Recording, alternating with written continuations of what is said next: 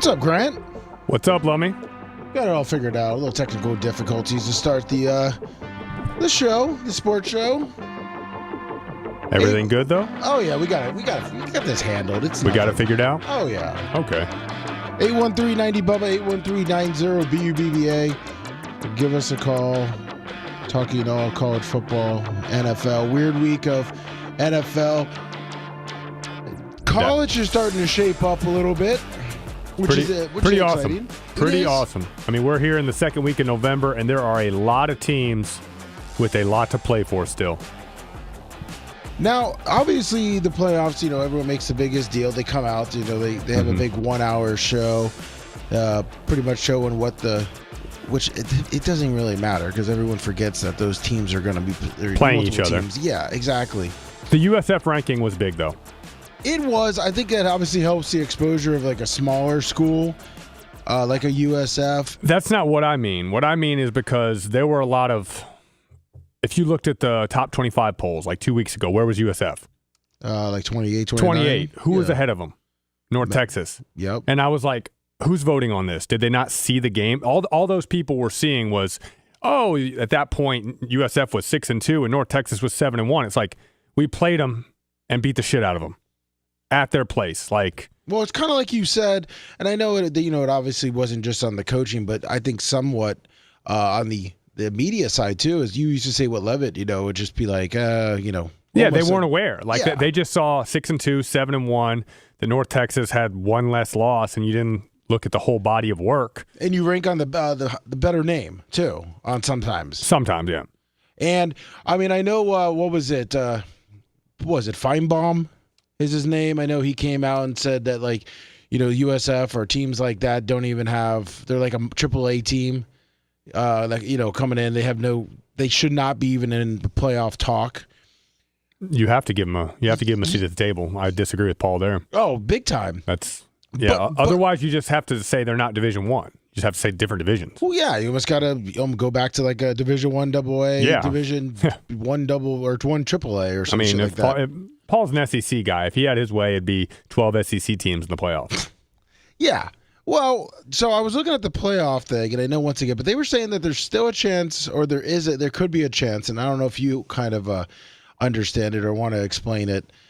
They were saying the ACC gets nobody? Yes. This was the talk last year because the Big 12 was in this position. So, yes, I do understand it. So, the way the guarantee system works, the automatic bids, the five highest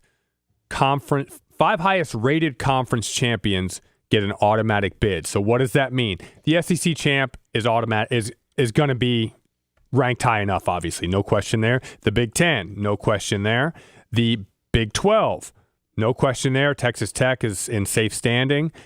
The next high, if Duke wins the ACC, that's their nightmare scenario. So if Duke wins Duke's got 4 losses right now, but only 1 in conference. So they can win the ACC, go to the conference championship and win, and they'd be a 9-4 team. They would not be ranked in the college football playoffs ahead in the playoff standings. They would not be ranked ahead of the AAC, the American Conference champion, or probably the Sun Belt Conference champion if JMU runs the table. Does that make sense? Yes, it does. So their only hope at that point would be if Miami gets an at-large, which they still could. I think Miami's definitely. I mean, were they ranked 10th? 15th. They're ranked 15th? Yes. Shit. Yeah, they've kind of dropped a little bit. They have. But I mean, you could look at it, two ways. Because I always thought, the playoffs, and sometimes the way they make it sound, and they're talking to different people, it was like no matter what it is, the Power Four get in. I thought that too until last year. Obviously, as a K-State fan, a Big 12 guy, they were saying that the Big 12 might not get somebody in. And I was like, well, how? It's an automatic. Well, no, it's the highest ranked conference champions. So only 5 conference champions make it automatically. So that, I mean, if that doesn't make sense. Now, that's obviously at this point, because I'm looking at the ACC, and obviously, Duke, which, I think is playing a little above its, probably where they should be. You still got, Georgia Tech, Virginia, Pittsburgh. Yeah, Duke winning the ACC would be a long shot. That and SMU. Those two, obviously, that's probably why they're saying it. Mm-hmm. Which, I mean, that would be surprising. If SMU runs the table, they would have to have wins over BC, Louisville, and Cal. They'd be 9-3, borderline top 25. But yeah, the ACC needs Georgia Tech to win it. If Georgia Tech wins it, they're good. They're a good team. Yeah. Pittsburgh's now a good team. This freshman quarterback's awesome.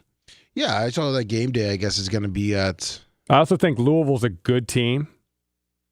Let's see here. But the problem, and I was, like I said, I was a little bit worried. The committee did a good job, I think, with the rankings. But I was a little bit worried that, like, hey, JMU is going to be ahead of USF. And yes, I thought the same thing. The JMU is a good team. They've played one decent team all year. They lost to Louisville in a competitive game. But their schedule is terrible. JMU's a good team, but look at their wins. Their wins are Weber State, Liberty, Georgia Southern, Georgia State, Louisiana, Old Dominion, Texas State, Marshall. They have App State, Wazoo, and Coastal. Like, yeah, not that. The best teams are Old Dominion. Old Dominion's a decent team, coached by Ricky Ronnie, one of my former coaches. Yeah, I mean, like Texas State, yeah. Texas State sucks this year. No, I know. I'm looking at 52-20, Marshall 35. I was looking at their last couple games. Yeah, they're a good team, but they don't have any good wins on their resume. Yeah, I mean, hopefully they take care. And I just actually was looking at Georgia Tech's, the remaining of their schedule, and they got a Boston College, which should be no problem. Should be no problem, yeah. But Pitt, yeah. and Georgia. Yeah. Pitt's playing tough right now. They have obviously, I think they're playing who are they playing this week? Notre Dame, I believe. Yeah, Pitt, that's where game day's at. Yeah. I mean, that's going to say a lot right now. That would put again, Notre Dame just going to stay around, but let's say Pitt beats Notre Dame. Notre Dame's out. With 3 losses, they're done? They're out. There's no chance? No chance. I saw like less than 1% in that show the other day, which you're out. At that point, what's going to be their most quality win? Let's see if we look it up there. USC. Yeah, USC. USC would be their most quality win. That's not good. Yeah, because they got Syracuse, Stanford. So, yeah, I mean, they could go 9-3, but like you said, the quality wins, not just the name. Which there's about 20 teams that are playing elimination games right now. Hypothetically, realistically, like any game is. Yeah, there's about 5-6 teams that can and will lose a game, but still make it. The guys that are super highly ranked, but almost everybody is playing elimination games at this point. So if you're looking at the rankings right here, which rankings? You want to talk just the playoff rankings? They're the ones that matter, yeah. So we got Ohio State. They have 1 loss, they're in. Yeah. Indiana, same thing. 1 loss, they're in. Well, but then I don't think either of those teams, if they lose one regular season game and then lose in the Big Ten championship, I still think they're in. So they could get away with a stumble. 11-1 and 11-2, yeah. Okay. Both of them, yeah. So those 2 teams are pretty much a lock. Yes. Texas A&M. Let's look at their next. South Carolina. They're going into A&M. They're going into that's a Black Friday game. They're going in undefeated to Texas. Yeah, they're going to be in. Yeah, because I mean, realistically, they're either going 11-1 and somehow miss the conference championship, or they're in the SEC championship, which gets them in no matter what. Ole Miss. Ole Miss can afford one more loss, and I don't think they're going to lose. Yeah, I mean, they got Florida and Mississippi State. So let's pencil Ole Miss is going to be in. So, I mean, currently right now, it's looking like it's pretty locked up to Bama. Yeah, we got Bama's got Oklahoma this week. And then they got obviously the SEC championship. Yep. Oklahoma. I mean, we don't know who's going to be in the SEC championship. There's still a lot of. But in the SEC, I still look at my Vanderbilt Commodores, win these next 2 games and you're in. Oh, for the championship? No, they'll be in the playoff. Will they? Well, look at them. Like, if they beat Kentucky and Tennessee, they're going to be a 10-2 team with only losses to Alabama and Texas. Now, what they need Texas to lose again. Who's that? Texas still has to play A&M. Yeah, so that's going to be most likely. And Texas plays Georgia. Texas could go 8-4. Okay. Yeah, they said they have Georgia this week, who has their number right now. But if Texas goes 10-2, they're obviously going to have two of the best wins in the country would be at Georgia and then Texas A&M. So Texas is going to have to earn their way in, obviously. So if we're looking at it right now, pretty much the 7-up. Wait, Georgia. I'm sorry. How did I skip that? Oh, we went to Ole Miss. Georgia. Georgia's got Georgia Tech left, and they got Texas. Yeah, so they're on elimination. Texas Tech, but Georgia can afford a slip up. They can afford a loss because they're high enough up. Yeah. So where's your cutoff then? You got number 9. Would number 8 and 9, Oregon, Notre Dame, be kind of your cutoff? Well, who's Oregon's next 3?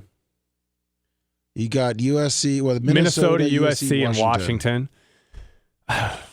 It's gonna be tough for them to get in if they lose one of those games. And USC's still sitting there thinking we can backdoor our way in at 10-2. The same way all these teams with 2 losses are still looking, hey, we got a chance.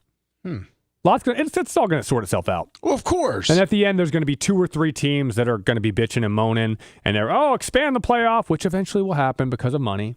So, what do you want to see it go to? 16? It's going to go to 16. So, I mean, instantly is going to there. It's the best thing for people that want the playoff expanded, in my opinion, is going to be, let's say Notre Dame, like one of these, one of the bigger schools. Let's just say Georgia, right? Georgia pops out, or Alabama pops out. Oh yeah, if one of these teams is at 10-2 doesn't get in, exactly, and like a USF swings if that would happen, if one of these 2-loss SEC didn't get in, it would happen next year. Yeah, it would expand because then USF sneaking. Let's say they do play Georgia. Let's say they absolutely get their ass completely handed to them. It would be, we got to expand it. We got to have more teams. We'll let these powder. But then hopefully that doesn't happen, because then it just then you got to listen to all offseason how the smaller schools don't deserve to play against the big boys. That whole argument. That whole narrative. That's why I love chaos. I love chaos. I love parity. Yeah.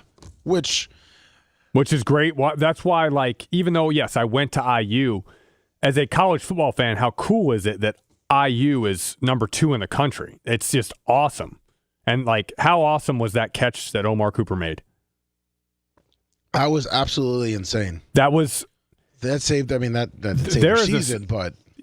Yeah, that was Penn State, everyone still knows they're a talented team, so it wouldn't have been the end of it, but that catch was absolutely unbelievable. And I've been talking about Cooper all year, actually, on this show. Yes, you have been. Cooper, like, you watch him play, he's 6 foot, 200 pound. He's built like a running back, and that was absolutely unbelievable. They missed him on first down. He was open on the corner route. They ran the little, we used to call it elbow with 2, Peyton Manning made it famous, 2 shallow ends and then a corner route. Super popular red zone route. They missed him on first down, didn't even throw it to him. He was wide open.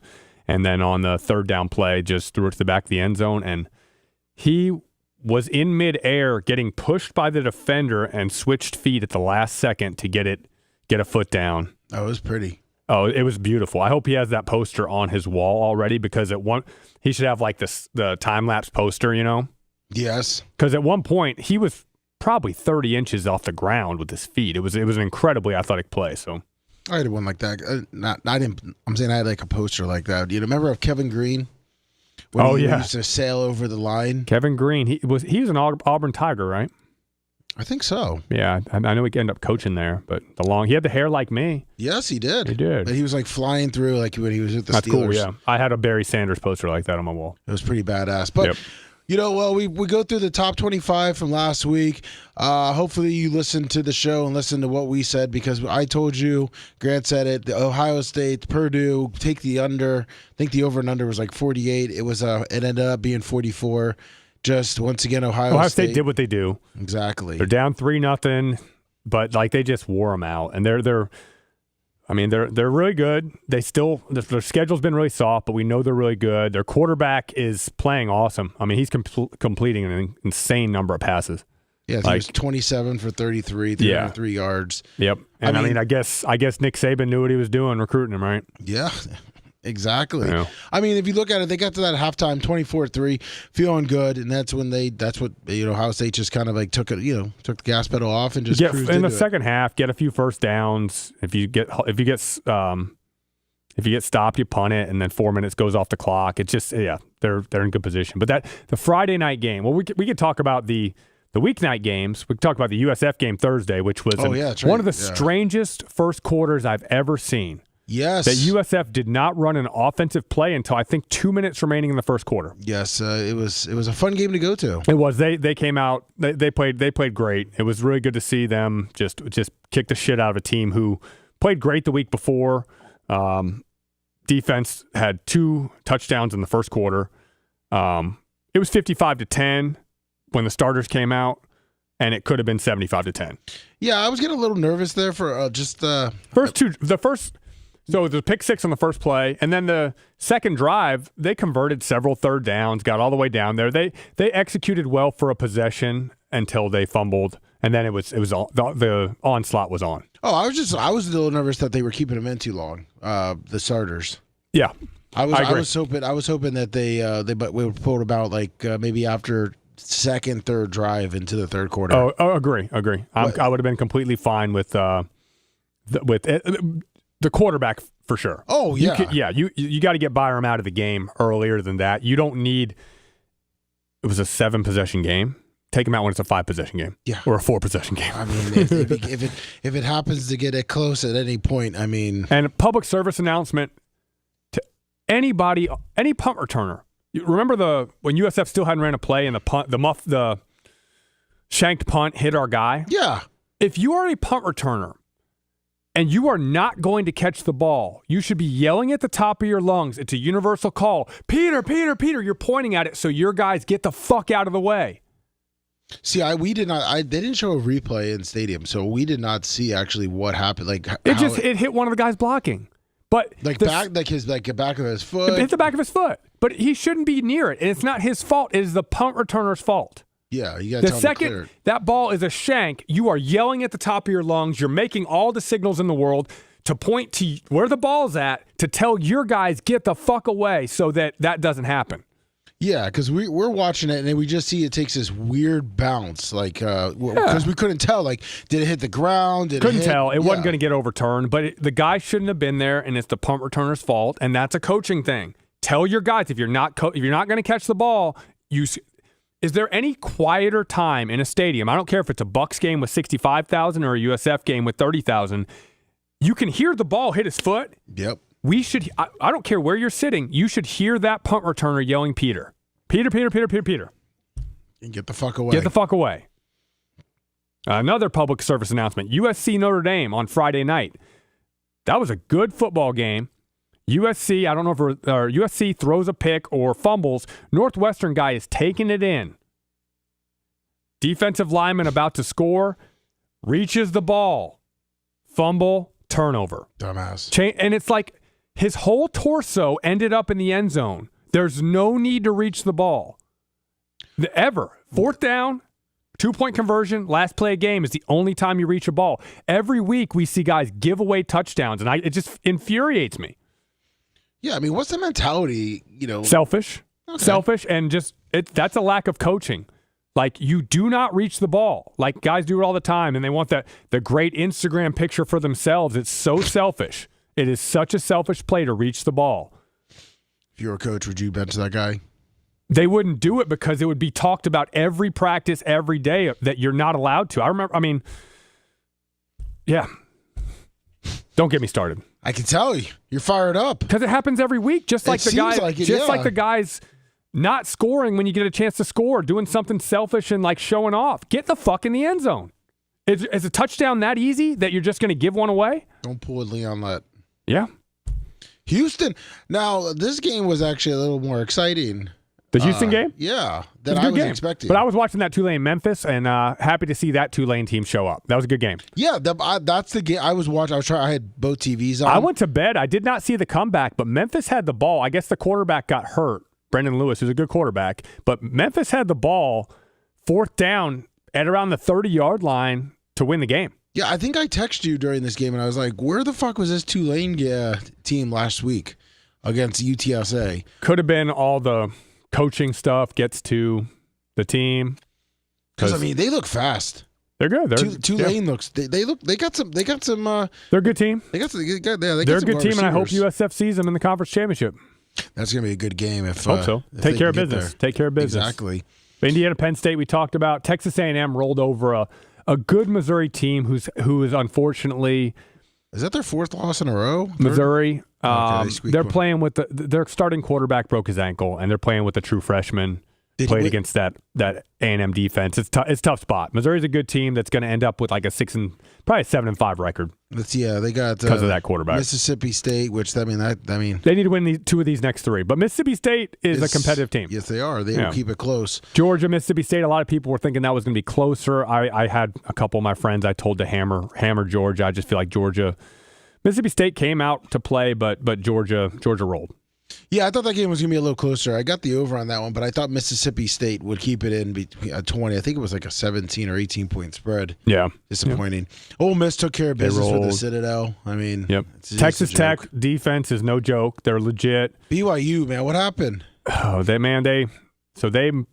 muffed a punt in the first half, gave 3 points to Texas Tech, and they missed a field goal in the first half. Like it was they did. BYU plays mistake-free football. They aren't a super talented team. They're a well-coached team that's good. And when they don't play, when they make mistakes, they're not a top 20 team. I was watching. I'm just like Texas Tech's legit though, and that's a tough place to play. I was telling Ashley we're watching the game, and I'm like, BYU's a good game. I'm a good team. I said Texas Tech is a good. This is going to be a good game. And at halftime, it's 13-0. I'm like, what the fuck is BYU doing? Yeah, Texas Tech's only blemish is to Arizona State without Texas Tech's starting quarterback. So, Oregon, Iowa. Great game. Yeah. Great game. Iowa got Dante Moore had a big drive at the end of the game to put him ahead in a classic Iowa football game. I thought this was going to be that upset that we talked about. I mean, it was damn close. And Iowa, that would have put Iowa. Nobody wants Iowa to get into the playoff, but that would have put them in a great position too. Iowa, Ohio State would just be one boring football game to watch. Very. Navy, Notre Dame. I mean, Notre Dame just took care of business. Yeah, Navy's just on their way down. Yeah, Navy's schedule was very, very backloaded. We're starting to see them play the better teams, and Navy's quarterback was out. That didn't help. Oh, okay. But Navy 21-10 at half was probably feeling okay, but third quarter Notre Dame rolled, and the game was never really in question at all. Jeremiah Love's really good. Wake Forest took care of business. This was we talked about it. I did not think Virginia would lose this game, but it's a trap game, and they got trapped by a Wake team that's 3-3 in conference, but 6-3 overall, and having a nice season. In Jake Dickert's first year, he was a good coach at Wazoo, and with the conference uncertainty, he leaves Washington State for Wake Forest, and with Dave Clawson's retirement, and now he's got a home, and he's in a power conference. They're a good team. They're a good, well-coached, fundamentally sound team that you don't want to play. I thought it was going to be close. I did not think Virginia was going to lose this game. Obviously, but just like even the next game here, California, Louisville.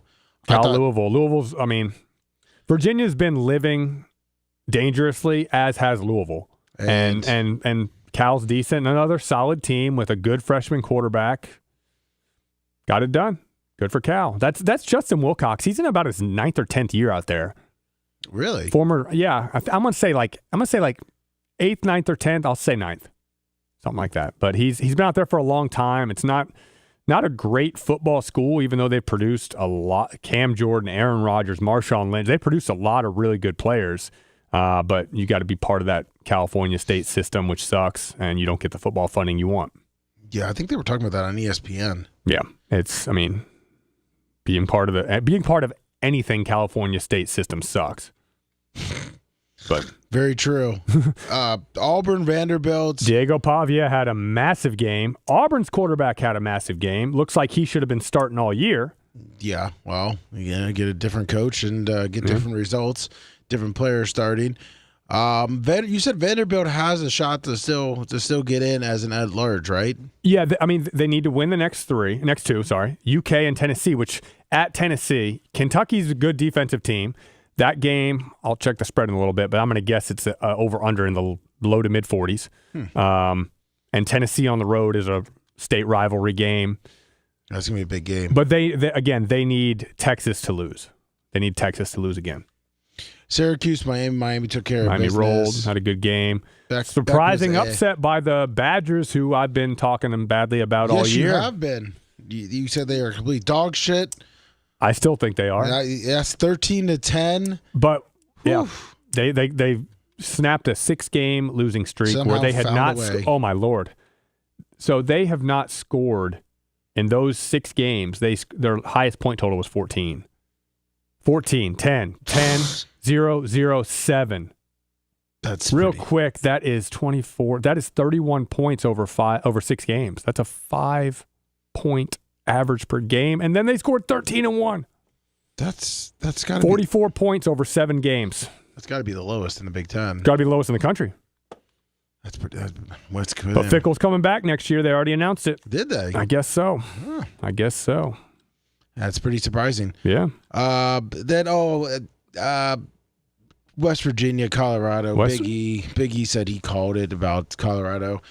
West Virginia, which I kind of did too. I said West Virginia was coming off a big win, but they were saying with Dion coming in, I believe it was the day before the game. I think the team was out there on Thursday, and then Dion I think came out Friday night. Oh, yeah. It's not a great situation, and but they did start the freshman quarterback, and they'll start in the next 2 games. I believe he will be able to keep his red shirt. He obviously 22 of 35 for 299, 2 touchdowns. He was a really high recruit, so get him some experience this year and see what he got next year. But it's looking like 3-9. Like, let me ask you something. If you went out, let's say, not I love it, but like when you were playing at K-State, right? Mm-hmm. And you went out to, well, let's say, where was it? Like a away game that was kind of far when you were there. Texas Tech. Okay, so Texas Tech. You guys made it over there. Your game was on Saturday morning or Saturday, and you guys get there Thursday. And We never went Thursday. Well, let's just say you did. Okay, yeah. All right, and then Snyder came Friday night. Because he's recruiting or whatever? Yeah, or something's going on. Is that really affecting the team? It shouldn't. Your position groups, you're like The position coaches should. position coaches. You have an assistant head coach who, like, all the time during the season or during the off season especially, like Coach Levitt would be like, Wally's in charge. He's Coach Burnham, our D coordinator. Coach Levitt's going to recruit for several days. Coach Burnham's the head man while you're gone. Like that's how it works. You just appoint somebody who's your assistant head coach. They're in charge while you're gone. But like when you're on the road, they probably got to West Virginia Thursday night. There's very little done. There's probably a little walkthrough, quick meeting, snack. You're very, very limited on what you're doing with the team. Then Friday there is a walkthrough. There's a lot of things going on Friday, but your involvement with the head coach, especially when your head coach isn't a play caller, is very limited. Yeah. So, it shouldn't have affected them that much. No, it shouldn't have. But it is a tough situation knowing Dion's health issues are real. So Yeah. 413. Hey, gentlemen. I was hearing you talk about BYU and Texas Tech, and once again, I have to eat crow and be honest and say I was completely wrong, and I think the game sucked. And it really pissed me off. But then I heard you mention Oregon and Iowa. And I don't know if you guys heard this on College Game Day, but Kirk Herbstreit predicted exactly how the game was going to end. Did you guys hear that? I did not. Yeah, on Pat McAfee's show, I believe, was it Thursday or Friday? Yeah, he called in on Thursday. Yeah, and I think he talked about Iowa. Didn't he predict like 18-15 or something? Well, was what he said on College Game Day when they have to all make their predictions. Yeah. He said it's going to come down to 15-16. Yeah. And then they're going to kick a field goal and win 18-16. Yep. Love it. And I'm like, unbelievable, dude. Either he's in on something or he just knows his shit. Like, I don't know how you do that, but that was absolutely incredible. I just got a couple more things I want to hit on. Props to Gronk for retiring as a Patriot. Yep. That's exciting. Tonight's game, obviously, we're talking about the Patriots. Do you think they cover 12.5? God, that's so much in the NFL. Is it 12.5 now? 12.5. I'm not taking 12.5. Because I thought it bumped for a second up to 13, which is still way too much. Give me a backdoor cover, Joe. Really? Yeah, backdoor cover. 43.5 for the over-under. 43.5? Can the Jets can score? Can the Patriots score 43? Because I don't think the Jets are really going to help them out. Yeah, you're right. The Jets aren't going to score at all. Yeah. I think everybody's talking 42 to nothing for the Patriots. These Thursday games are such a crapshoot, though, because with you get like 1.5 practice days. So, I mean, the Thursday games are just so hard to predict. Yeah, the Patriots are coming off a big game against the Bucs. They played well, yeah. And I don't even fucking the Jets. Who they play? They played the Browns, I think, didn't they?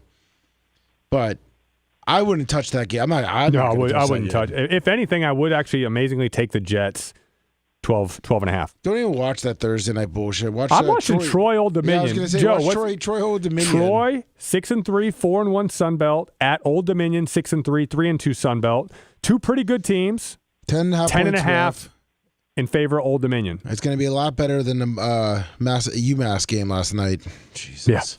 Yeah. Did you see what they did when they finally scored? They got the fireworks to go off on the field goal. UMass is a very bad team. Listen, those fireworks have been there since week 1. They're waiting on them. They had to for 9 move, weeks. Yeah, exactly. They had to move them out before the temperature got any lower. Yeah. In Massachusetts. But I'm out there. Like, I'm not out there now, but I grew up out there, and I'm gonna tell you, Amherst has some amazing food, awesome Chinese food, Antonio's Pizza. Like, Amherst is the spot. When you go in the next city up is Sunderland, and they got a great barbecue spot, and they got a great hibachi spot. So the food out there is killer. Maybe that's why these guys can't play, because they're too busy filling their face. I know I've seen Adam Richman, Man versus Food, in Amherst, I believe. A lot of good spots. I'm a big food guy myself. Hell yeah, food is the best. Yep. And my last thing is, I just want to say, it's unfortunate, but I don't think Colorado is ever going to win as long as Dion is the coach. It's looking bad. It's not. They do not look like a well-coached team. It's looking bad. Yeah. You know, he comes out with this BS like he's going to take these kids off the street and he's going to make them men, and he's going to make them great and respectful and all this. And I see him on the field. They don't seem like that at all. They seem like a bunch of street thugs, as far as I'm concerned. Well, I think Dion's I think he has a good message, but I think some of his position coaches aren't like probably are not the same way. I think the people that he's got coaching, and this is my opinion, obviously, are not the same way as Dion, and Dion is just bringing in the wrong people. It looks like a ship that is going straight for a massive iceberg. And right no now. one's there to turn it. No one's there to. This is the second time in 3 years he's demoted a coordinator during the year. Mm-hmm. So they do pay well. So who's going to be the coordinator next year, knowing that you're going to be the first one to get thrown underneath the bus? It's tough. Yeah. Now, I know I got to wrap it up, but I got to ask you this at least: who do you think should be the new Giants coach for the New York Football Giants? Who should be? Man, I don't think Belichick's going to leave the Carolina. Oh man, I mean he could pull a Nick Saban. He could. I know his buyout's only $1 million, but God, the Giants. Who do you want, Joe? Give me a name. Mike McCarthy? I was going to say Mike McCarthy. I swear to God. No, really. I like Mike McCarthy. I thought I gained a lot of respect for him with his time in Dallas. I think he's a good coach. Just bring Rex Ryan back. I know a big he Rex was fan. not a Giants guy, but New York guy. And my last question is my absolute last question is a revisit from last week. I had a friend type in the chat this question, but I really want to hit home with this question. Who do you guys pick as the MVP quarterback for the NFL? Stafford. Because I'm looking at the numbers. If you bet 100 and you pick May or whoever else you want to pick. I mean, the money's really out there. Mm-hmm. I'm gonna have to go with Stafford. Down at the bottom, $2,500 if you bet for one particular guy. So I can see making some money just picking a couple names, dropping 100 on a couple. Yeah. How do you not pick Mahomes, right? Like, I think so what's their record right now? Are they 5-4? Yeah, they're. If they get to 13-4 or 12-5, his numbers are going to have to be good enough. But I mean, overall, Stafford's numbers are pretty elite right now. And the Rams are rolling. And then obviously Drake May's playing great. I don't think Daniel Jones' name is up there much longer, but I I think it's definitely Stafford right now. For some reason, I'm drawing a blank on the Seattle. Darnold's playing great. Sam, right? Yeah, Sam Darnold. All right, Joe. So we appreciate it, buddy. He's up there. See you guys. Thank you. God bless. Yeah. Yes, sir. Have a good one, Joe. Yeah, that's I don't know. Josh Allen will probably come out of the woodworks. Yeah, I mean, he's got a lot of football left. he does. I'm glad. This is the last week of Conference USA bullshit, please, right? That's the MAC. That's MAC. Well, I'm sorry. Don't I'm sorry. disrespect the MAC. Yeah, I know. Weekday CUSA ended last week. I know, weeks ago, and I'm Lummy. just. You know how sad I am about that. You like CUSA over MAC? Way. Okay, why is This has that? been some horrible football. Last week, Miami at Ohio was a good game. Okay, you picked one out of like 6. Okay. Okay? I'm just saying, I'm not talking about my picks. I'm talking about just good football. No, I'm talking about the one game that I'm saying out of the whole football. Yeah, UMass 2 weeks in a row. Yeah. Okay, UMass. they liked them on ESPN and ESPNU. Ball State, Kent State was okay, but then the Toledo Northern Illinois game, I didn't watch the Thursday night stuff because obviously with the USF. Mm-hmm. But like this week so far, Kent and Akron's a great regional rivalry. One of the most underrated regional rivalries in football. I'll tell you this. They're about 20 minutes apart. I picked the wrong fucking game to watch. I watched the Ohio Western Michigan game because I expected. I was expecting Ohio. Huh? Ohio played terrible. I expected both offenses are supposed to be good. Yeah, both played bad. And they both were 17-13. Then I'm seeing in the ticker the fucking Kent State and Akron 42-35 overtime, and I'm like, shit, I picked the wrong one. Yeah. Well, I did it a little bit yesterday. I went to the USF game, and then I came back, and the UMass game was on. So I was like, let me get out of this. Well, Troy, Old Dominion, though. Troy, that's a good matchup, and it'll be a good atmosphere. Old Dominion has good fans. There'll be stadium seats 25. There'll be over 20,000 people there. It'll be a good football environment for two pretty good teams. I'm going to watch that over the NFL game. Yeah, I agree. Yeah. And then Friday, Louisville, Clemson. Huge game for Louisville. They're still in the mix, favored by 2.5. You got to win this game. You don't think Clemson keeps rolling after Florida State? No. Louisville wins at home, keeps it going. And Minnesota, Oregon. 25. Minnesota is going to be another one that's going to try to make that game another 18-16 type game. Minnesota is another well-coached, physical team. They're going to try Iowa's blueprint. Oregon 25.5. I'm taking Minnesota against the spread there. Really? Yeah. Minnesota is a decent team. Minnesota is a decent team. Good to know. Yeah. So Ohio State's got to buy. Let's go now to the top 25. You got the noon window. You got Wisconsin, at Indiana. Is Wisconsin going to do it again? No. Are they going to rally? They're 28.5-point underdogs. Are they going to hold Indiana to 10 and score another 13? They're not holding Indiana to 10. So it's a 43.5 over under though. I mean, again, you talk about a team that wants to play slow. Wisconsin's going to try to make this 2 possessions each in the first half, get to the second half with a chance. It's not going to happen. Indiana, I don't think they cover. What, the 28.5? Let's call it 35-10. Wisconsin has a major scoring spree and scores 10. Indiana 35-10. South Carolina, Texas A&M. I know you were big on, but you jumped off the South Carolina bandwagon. I'm off of them. I hate them now.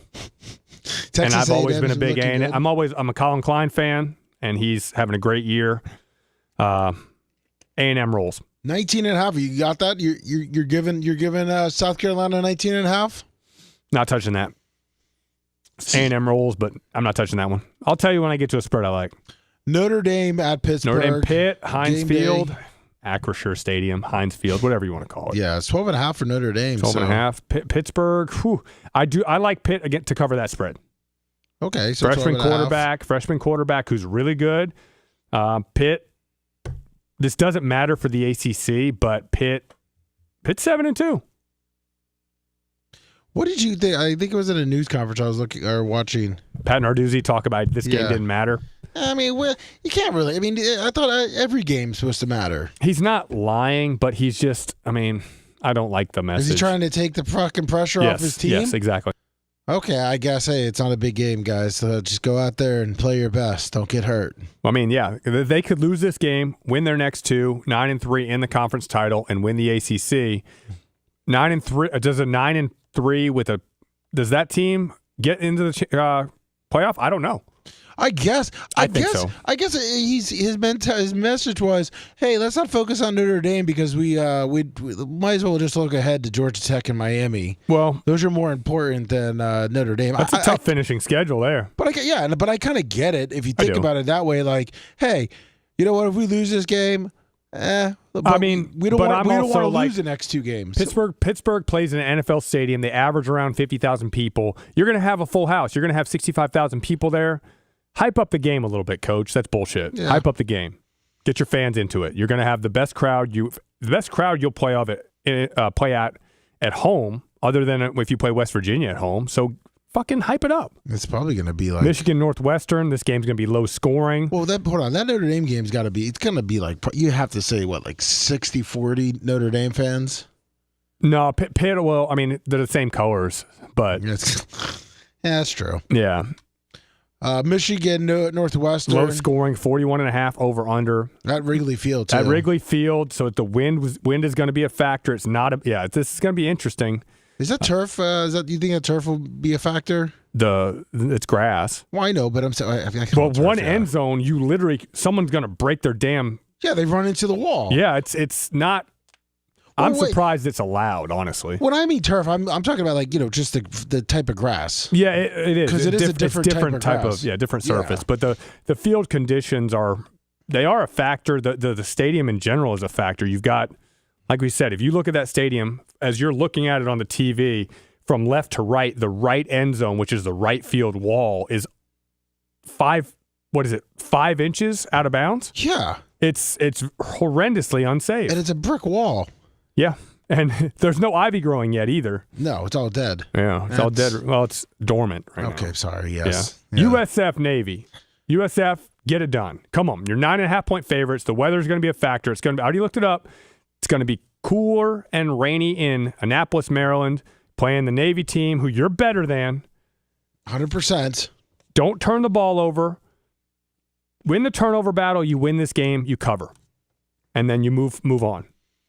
You have a 4-game playoff right now, USF. Come on, we've been in this position before. I think today's the anniversary of our Rutgers meltdown. That was a cold game, wasn't it? It wasn't cold. It was beautiful. It was a beautiful night in Piscataway. UConn. Was I thinking of UConn? UConn was cold, yeah. UConn was cold. It was rainy as hell. It was terrible. That was 13. Arizona, Cincinnati. Cincinnati's another one alive for the Big 12. Cincinnati quarterback's great. Arizona's been a good defensive team this year. I'm not touching that spread, though. But Cincinnati wins. Oklahoma, Alabama, 3:30 window. Oklahoma's another one of those bubble teams. I like Bama big. Bama big? I like Bama by more than 7.5. Bama's offense has been a little bit... Ty Simpson's playing really well, but they haven't scored a ton of points lately. And I think Alabama wins like 31-17. I like it. Yeah. 3:30, Bryant-Denny, Oklahoma. This is probably their first visit to Bryant-Denny in my lifetime. 2 programs with just tradition out the ass. Yeah, they look very similar, even uniform-wise. These are 2 powerhouse programs. Oklahoma can make a statement if they can win and they'd move up to about 6 or 7 if they win, but Bama gets it done. UCF, Texas Tech. Texas Tech holds UCF under 14 points and wins big. 24-point spread, too. That's a lot of points. UCF has not had good quarterback play all year, and playing this Texas Tech defense is not a big help on that. But talk a little bit about Texas Tech. We talked about their donor. It's now Cody Campbell Field. He's the billionaire that's our age. But Jesus. Texas Tech, like anybody who knows football, in the last 30 years, when you think of Texas Tech, what do you think of? Running gun. Just your points. Yeah. Patrick Mahomes was averaging 40 a game and going 6-6. Like, you don't play defense. In 1 year. Well, they put up numbers, but the quarterbacks that played there, besides Mahomes, pretty much never made it in the NFL. I'm just saying they're an offense-first team. Yeah. In 1 year of the transfer portal, they invest the money in the defensive line and on defense, and they change that whole thing. Now they are a dominant defense, which is cool to see. Again, like, you can go from a program that everyone laughs about, like Indiana, to a number 2 in the nation in 2 years with the right coach and the right funding. Texas Tech, you can go from a hey, we might lose 56 to 52 to now we're going to beat your ass 14-7. But that kind of it's cool. But that's kind of how the Big 12 was back then too. Baylor. Yeah, a lot of points. It was the no defense league for a long time. That stadium's actually pretty cool. It's cool, right? Yeah, when I was watching on TV, I was like, I'd never really looked at the stadiums before at Texas Tech. NC State, Miami. I know that you kind of like NC State. Their quarterback's a good player. Do you think this could be 15 and a half? I'm not. Miami wins. I'm not touching that spread. Really? Yeah, I'm not touching that. I may just take it just because I feel like Miami. I feel like they need to make a statement against a decent team. Yeah, I don't see that happening against NC State. It's my opinion right there. NC State can't play defense. You normally think of them as a good defensive team. Their longtime defensive coordinator, Tony Gibson, is now Marshall's head coach. They're not nearly as good on defense this year. We shall see. Georgia Tech, Boston College. Boston College is just a bad team. Real bad. Georgia Tech should roll with that one. Yeah. Iowa, USC. Oh, boy. Dude, love it. A rematch of the Orange Bowl with Brad Banks and Carson Palmer, right? Was that 2003? Somewhere around 0203, yeah. Wow, this is 6.5 point spread. It's in LA. It's in LA, so you're getting perfect weather. Can Iowa make this an ugly game? Yes. They will make it an ugly game. I was going to say they make a lot of games ugly. Can USC win a game like this? This is not how USC likes to play. USC does have Mekhi Lemon is a great receiver, going to be drafted pretty high if he comes out. Their quarterback's a really good player. They've got a walk-on running back. What's his name? King. King is his first name.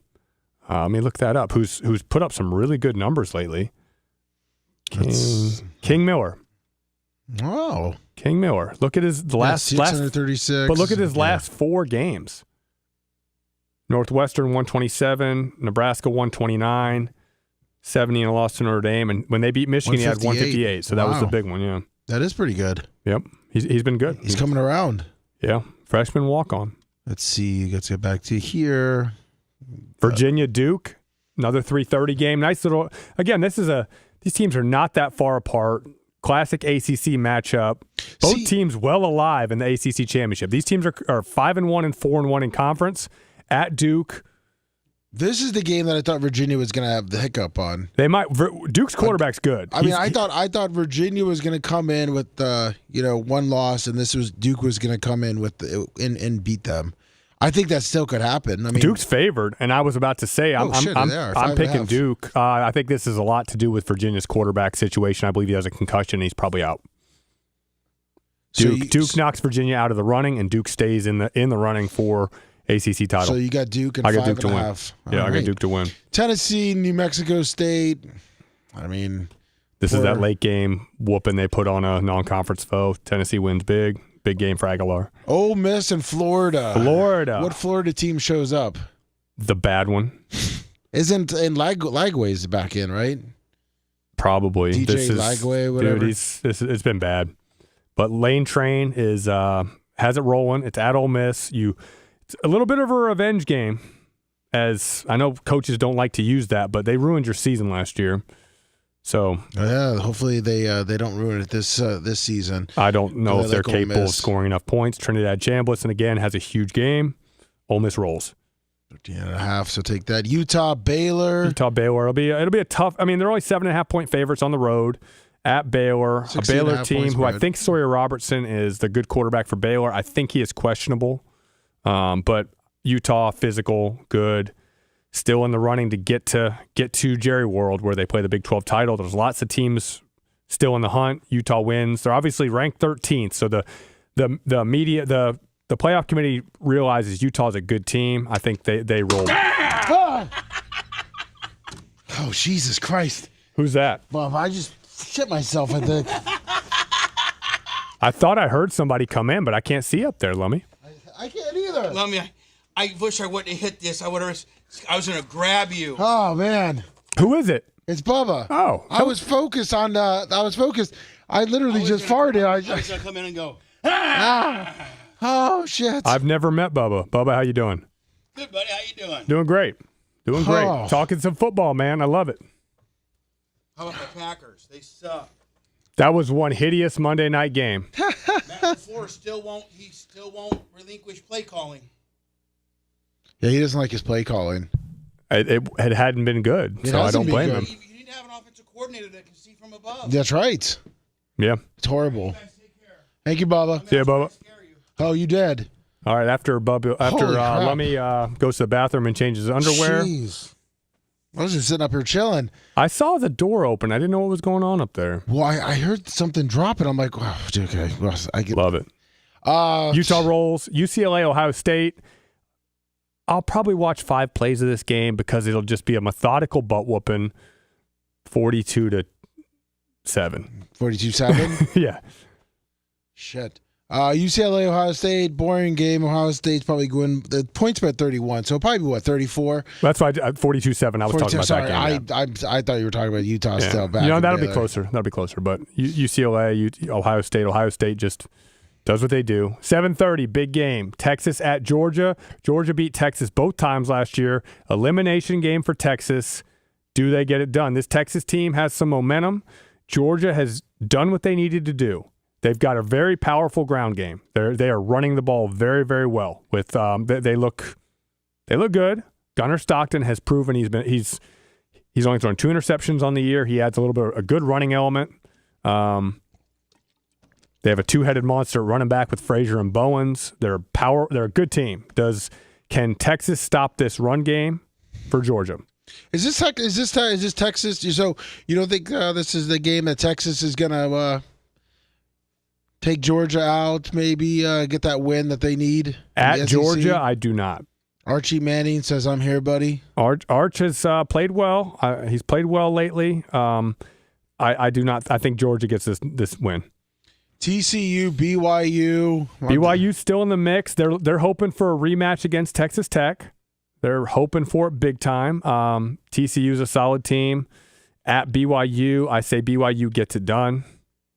Actually, nope. I'm going in reverse. I'm going TCU. I'm going to go upset, and they knock BYU out of the running. Oh, man. Josh Hoover and company get it done. Damn it. That's what I'm saying. I jumped on that bandwagon. Now I'm all by myself. I'm going to be all alone. And once they get down, does that take them out of the top 25? At 8-2, no, they'd probably still be in the top 25. They'd be around where USF's going to be at. USF is going to beat Navy 34-20. And they should get the win. I'm scared about that UAB game. It's looking ahead. One game at a time, Lummy. I know. One game at a time. I mean, yeah, we got Navy to focus on, which is going to be difficult, but yeah, we'll see what happens. That's college football right there. Yeah. NFL, the scores from last week. Which Grant got 9 wins. It was a shitty week. The Thursday night game was awful. Yes, it was. It was might have been worse than the Monday night game. It's gonna be pretty tough, but at least the Raiders are just a bad team. They're a very bad team. They need the mayor of Munchkinville to get over and help them out. Pete Carroll's just he's gotta do something. But the Broncos. What was going on with Nix? Nix is a strange quarterback. He can look really good and really bad. He's ups and downs. In only his second year, but they do have a really good defense. Running game's coming on. He's athletic, so he can get out of trouble and make some plays there. They're 8-2, man. I mean, how? I don't know, but they're 8-2. Do you see any promise with the Raiders? Not right now. They're just, I thought I would by this time of the year because I do think Pete Carroll's a great coach. I feel bad for, who's a running back? Genty? He's a rookie. He'll be fine. I know, but then who their tight end? Oh, Brock Bowers. He's been hurt a lot this year. You think Gino? We got Gio that works here. Pete Carroll handpicked him. I know, but he's regressed, and he was for a while. For about 3 years in Seattle, he was like a top 12 to 15 quarterback, and he needs really good weapons around him, and he doesn't have them right now. Yeah, he does not have that. That Colts game, the Falcons played a much better game. Jonathan Taylor had an unreal performance, and he is the only non-quarterback in the MVP. No, he's just running over everybody. And outrunning people too. He is awesome. You know who stepped up their game for Atlanta is London. Drake London was good last year. Yeah, but he's contract year. Is it his contract year? He is in. He's going to want an extension. I'm sure after last year, 1271 and 9 touchdowns. I'm sure they picked up his option, right? Yep. So he doesn't want to go into that 5th year without some security. He might be a holdout next year if he doesn't get a $30 million a year deal. See, look, 55, 49, 55, and then 110, 158. All right, 42 against 49ers, but 118, 104. He's a matchup problem. What's his size? Is he listed at 6'4"? 6'4", 215. He plays big, man. Man, if they played basketball at USC. If they could get fucking Kyle Pitts, but I think Kyle Pitts is a bust. Kyle Pitts needs a change of scenery. Yeah, but I have a feeling he's the next. He's like O.J. Howard. Changing the scenery didn't do dick for him. Yeah. I mean, O.J. Howard was a massive stud. He never recovered from his Achilles. The Giants-Bears game. Giants did what they do. Daboll's gone. Bears are 6-3. They got it done. Oh, do you think he's going to go to Penn State? I know there's rumors. I saw those rumors. I think he's a good coach. I mean, he was at what, Buffalo? He was at the offensive coordinator. Buffalo offensive coordinator, Alabama offensive coordinator. Oh, so it's okay. So he's been in. I didn't know he was in college. Mm-hmm. Okay. Yeah. He's got that Nick Saban coaching tree. Yep. But Bears got it done. They don't play the prettiest football. They find a way to win. They found a way to win. They believe they do have a good roster, and still Caleb Williams is a young quarterback. Jackson Dart got a concussion. Their coach. So Jameis time this week, but it's just another. I'm a Jackson Dart fan. He's good. Just another example of another quarterback who doesn't wear his chin strap, doesn't have a helmet that fits properly, and you're gonna. The NFL is they're a joke in terms of. Oh, player safety. You don't make people wear mouthpieces, and you don't make people wear helmets that fit and strap the chin straps. What is the rule on the mouthpiece? There is no rule. I thought there was. There's no rule. There used to be.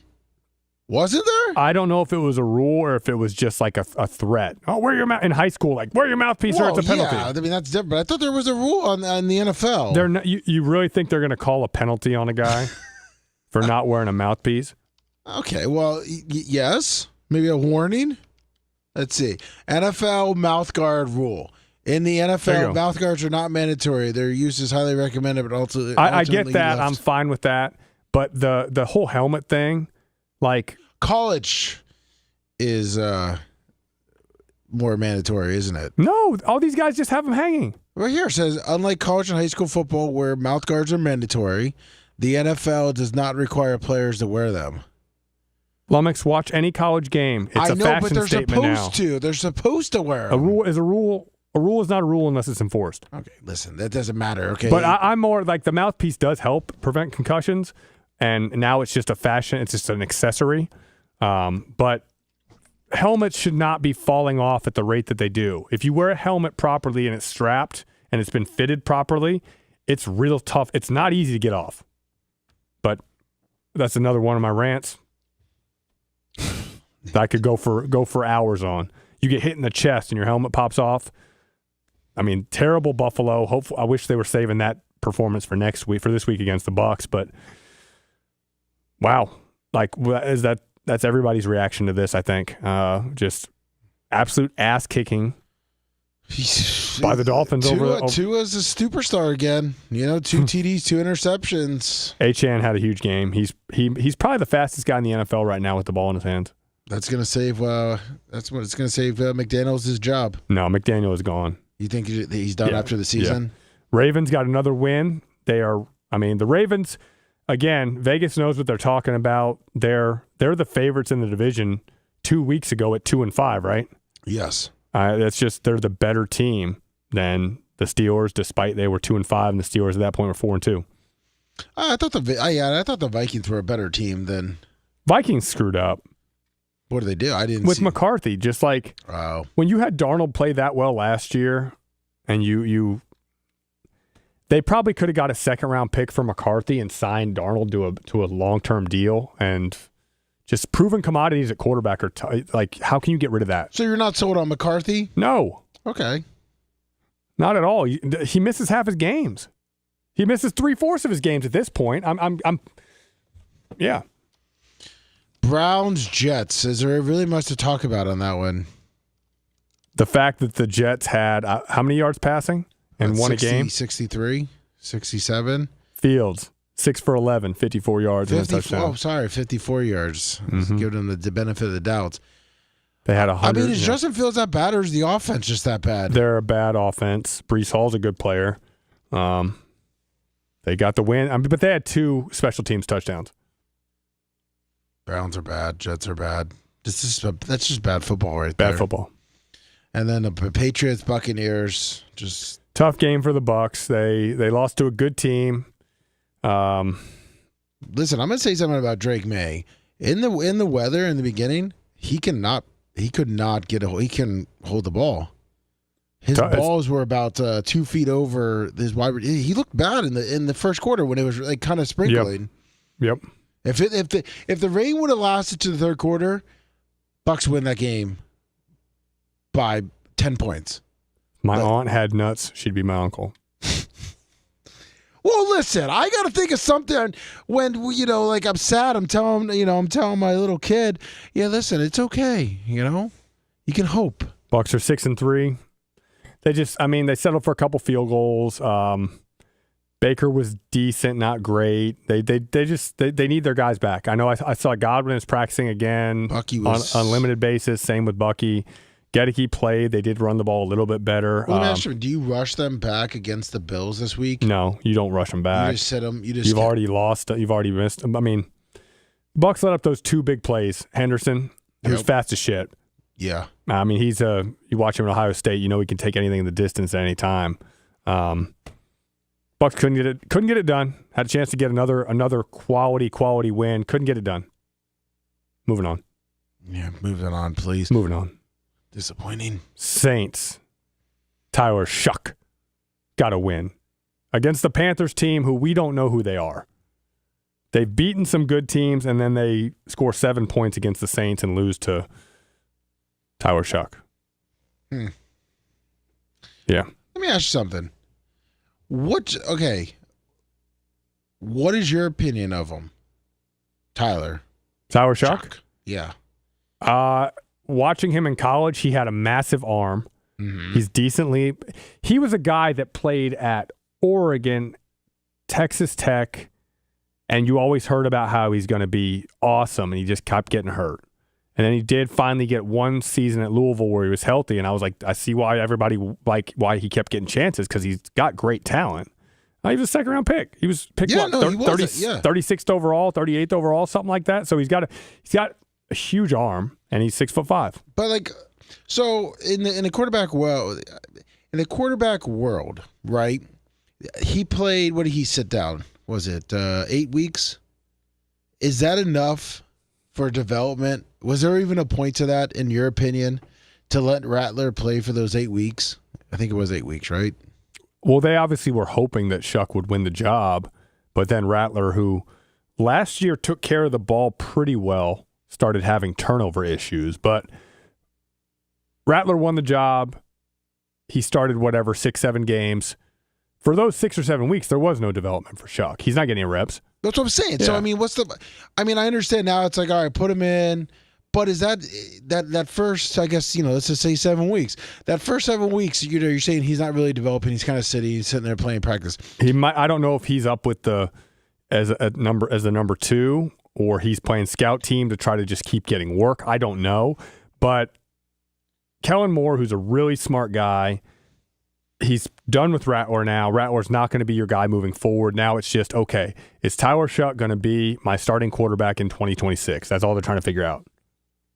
So they're trying to use this last 10 weeks or whatever it is that he's been to see if they can build with Shuck, or they're going to go out and get the mayor of Munchkin or draft somebody. I don't know. Even with the bad players around him, it's tough to evaluate. That's a tough deal. And as a second round pick, this may be your only chance to ever start. So you've got these 10 weeks. You know what I mean? Yeah, but could this hurt him in the long run? Shuck? Yeah. Yeah. Okay. And they just traded Shaheed. Yeah, exactly.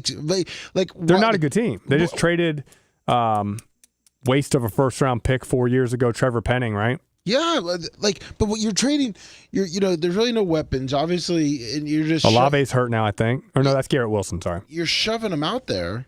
Yeah, you got to put a team on the field. Yeah, but just keep Spencer Rattler in and then say, Rattler had turnover issues. You can't win like that. Yeah, you can't win. Listen, you can't win with shitty players either. Correct. And, your uncle has balls and your aunt doesn't, so. Yeah. Whatever the fucking saying he said was. Yep. I have to go back and listen. Texans, what a comeback in the fourth quarter. Davis Mills, who I was hyping up a couple weeks ago. What did I say about him? He's he went to Stanford. He's a smart quarterback. He's going to be in the league in 2036. Yeah. Something like that. He's going to be a backup. He's a smart quarterback. He's a smart quarterback. He's got good size. And he's 27. His limited sample in the NFL, he did start for 2 years with the Texans. Yeah. And, I mean, his quarterback rating was 89 and 79, and that's when they got rid of him. So, yeah, he's got 37 touchdowns, 26 interceptions in his career. That'll keep you around. He might be the next Jacoby. Good. Listen, Jacoby's bank account's feeling pretty good. Yes, that is true. Nothing wrong with that at all. Well, he couldn't take care of business with Seattle. Seattle, which they're a good team. Seattle is, and they're getting better. Yeah, it's the West is a little harder than I thought between Seattle and the Rams. And the Niners are still good. Yeah, I think they're down a little bit, obviously, with the injury bug. But the Rams and the Seahawks, those are going to be good games right there. But Brissett, old man Brissett, could not get it done. Seahawks rolled. Sam Darnold, I think you said you like him for the MVP. I probably have him in top. I would probably have Jonathan Taylor 2, Stafford 1, Darnold 3. That's pretty impressive there. Yeah, but let's go back to that Jags game for a second. Okay. 26 points in the fourth quarter. I didn't watch that game. I did not watch that game. So how did they blow that game? Great question. I didn't. I think I was heading back from the Bucs game there. Let's see, Gamecast. Let's see, we go fourth quarter. Well, let's see, 29-18 to start off a fourth quarter. Hayden, 12-yard touchdown. Oh man, pass. Touchdown, 3 and out, touchdown, 3 and out, touchdown, 3 plays and a fumble. Oh. So the that's bad, man. When the Jaguars have a chance, and so in the fourth quarter, they had 9 plays for 1 yard and a fumble total. And they took up, how much time was that? 2:12, 119, and 31. So like 5 minutes, just to say, right? No, 4 minutes and 2 seconds. Oh, is that what it is? Yeah. 4:02. That's pretty bad. There are 3 drives in the second half, in the fourth quarter, 4 minutes and 2 seconds. There's the backbreaker right there. Yeah. 14 plays, 93 yards, 5 minutes and 39 seconds. So they punted them down to their own 7.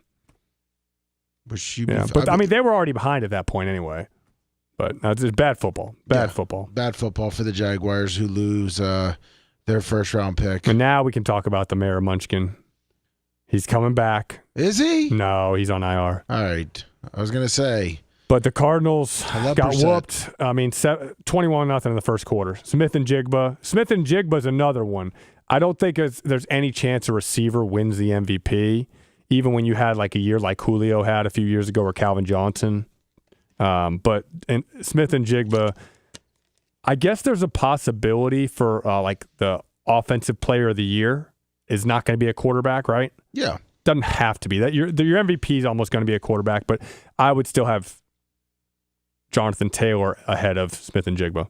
He needs that touchdown total to go up. Don't forget St. Brown. Amon-Ra? Yeah. Not for that high of an honor this year. Really? No. I disagree. What are his numbers this year? If Pikachu didn't get hurt, he'd be up there too. Puka's good. Yeah, see? Puka's good, man. Third year he's done it. Let's see. St. Brown. Amon. 693 yards, Lummy. And you're talking about him in the same breath as Smith and Jigba this year? No. Yeah. Smith and Jigba's got 300 more yards. Look at his touchdowns. Correct. Yeah. St. Brown's very good. I'm a big St. Brown fan. I'm just saying. I mean, right now, he's projected to get 1,300 yards and 15 TDs. He is one of the best wide receivers this year. I'm not disputing that. Not this year. He's had a track record of about 4 years like that. Yeah, exactly. He's a third down machine. Listen, I like him. He's on my fantasy team.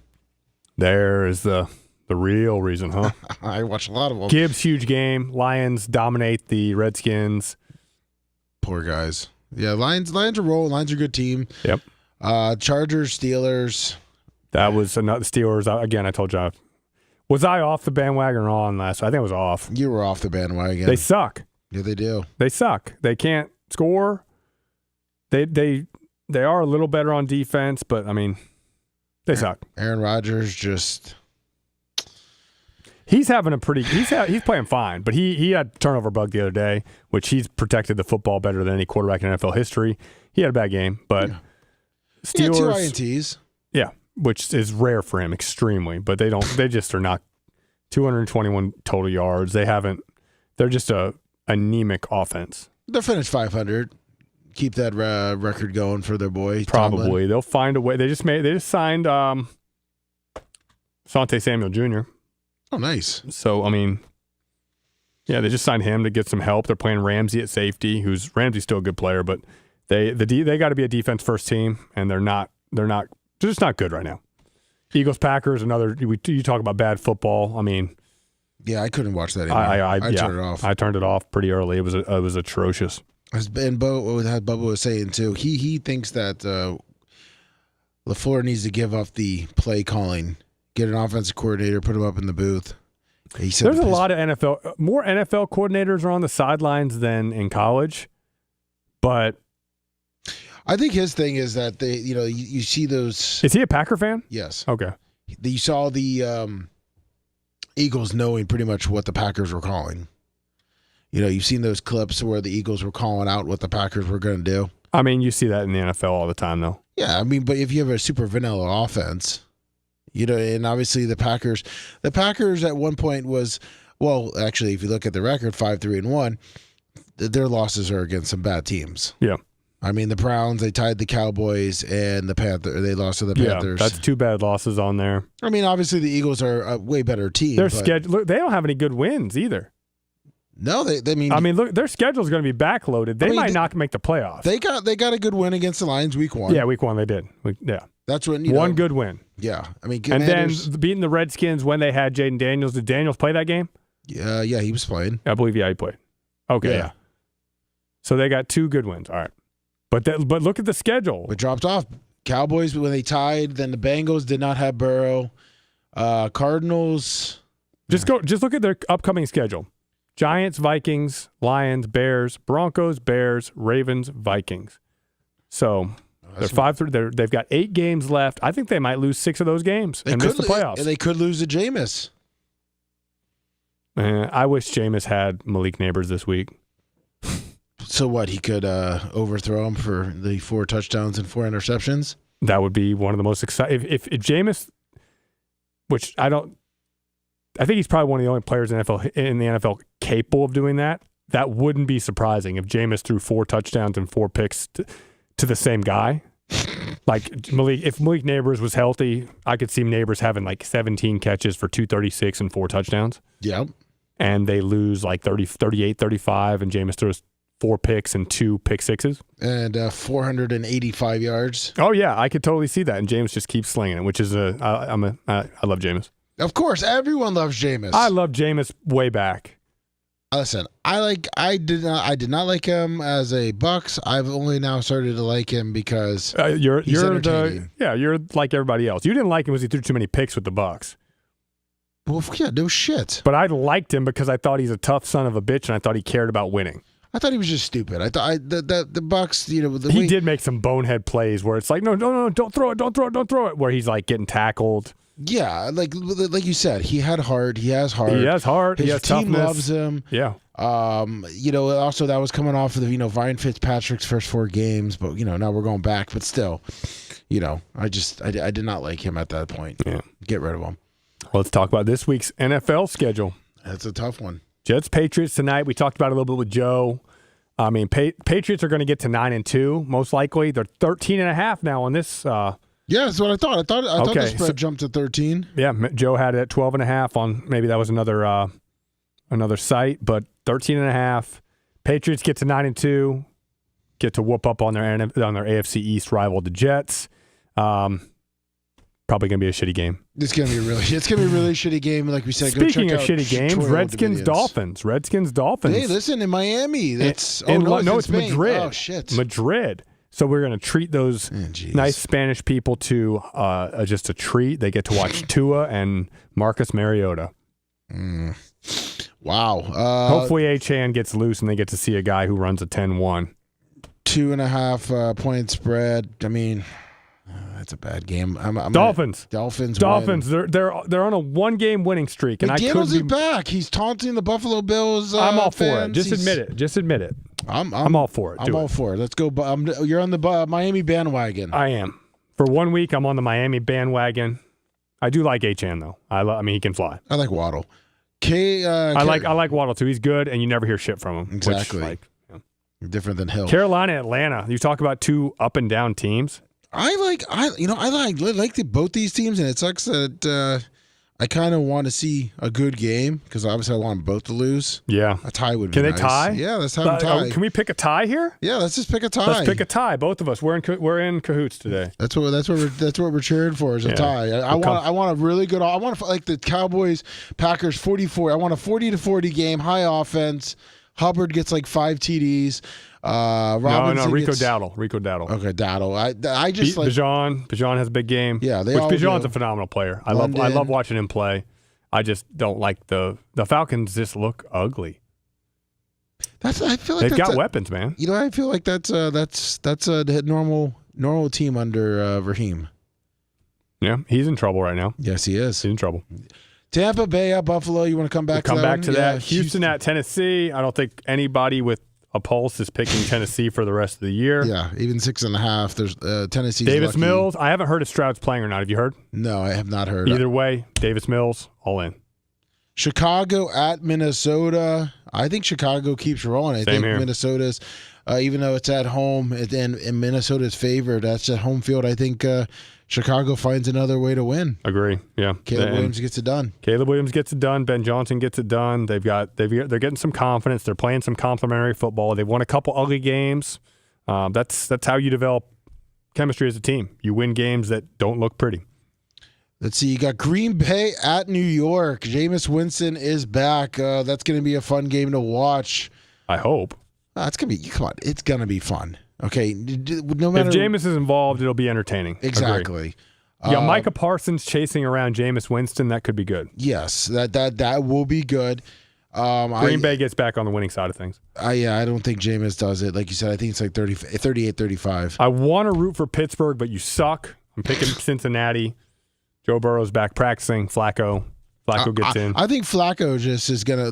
I mean, he torched him 3 weeks ago. Yeah, Tomlin was saying he was upset about it. Yeah. He was right. Well, guess what? He's got to see him again, and I think the Bengals win, and Pittsburgh goes 500. Chargers at Jacksonville. Jacksonville after that collapse. I think they have another one against a solid Chargers team. Yeah, I think the Chargers come in and roll. Yeah, this is a big heavy away right here. The whole Seattle Rams game of the day. This is going to be an exciting game. Really good game. Should be a high scoring game. What's the over under there? Got to be a high 48.5. 48.5.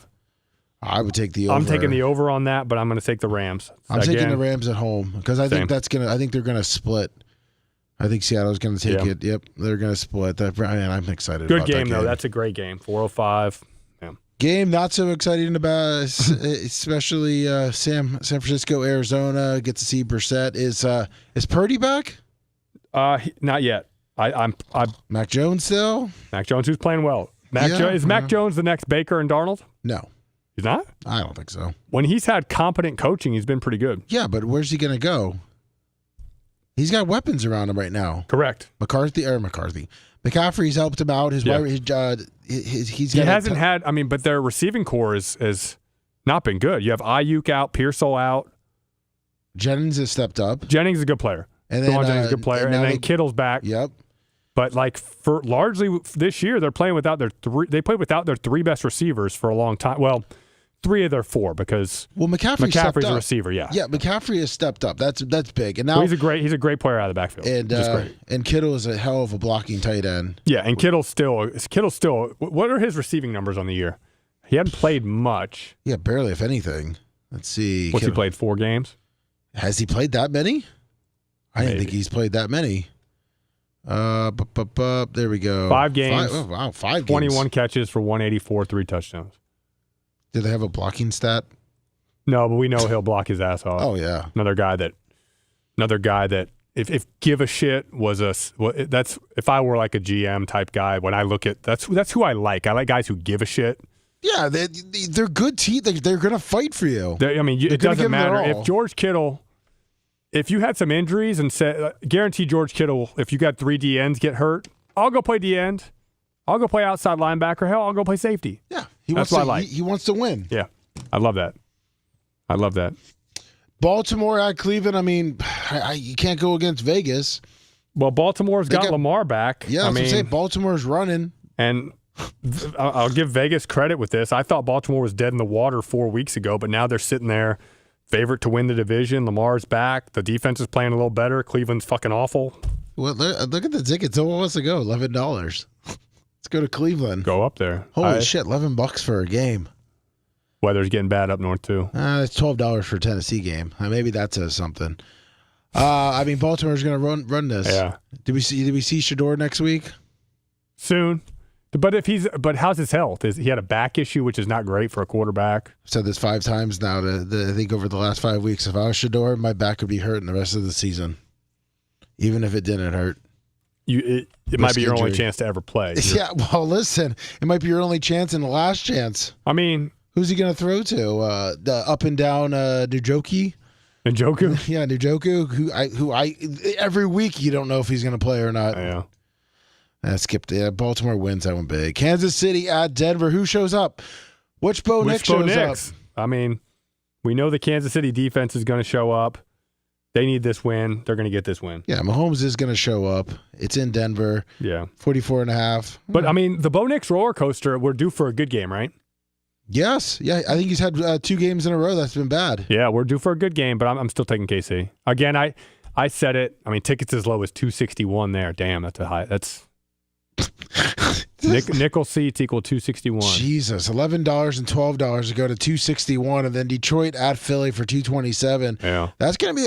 Hopefully, it's. I mean, and then Dallas Vegas $298. Detroit. I feel like because this goes with coaching and good players. Detroit always shows up.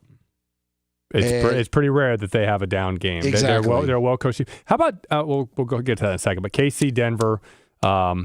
KC needs this win. They need this win more. They're favored.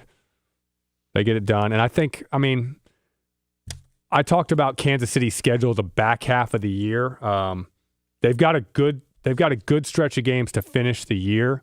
I think they got the Raiders twice, and they got some weak. I still think they get to 11 or 12 wins.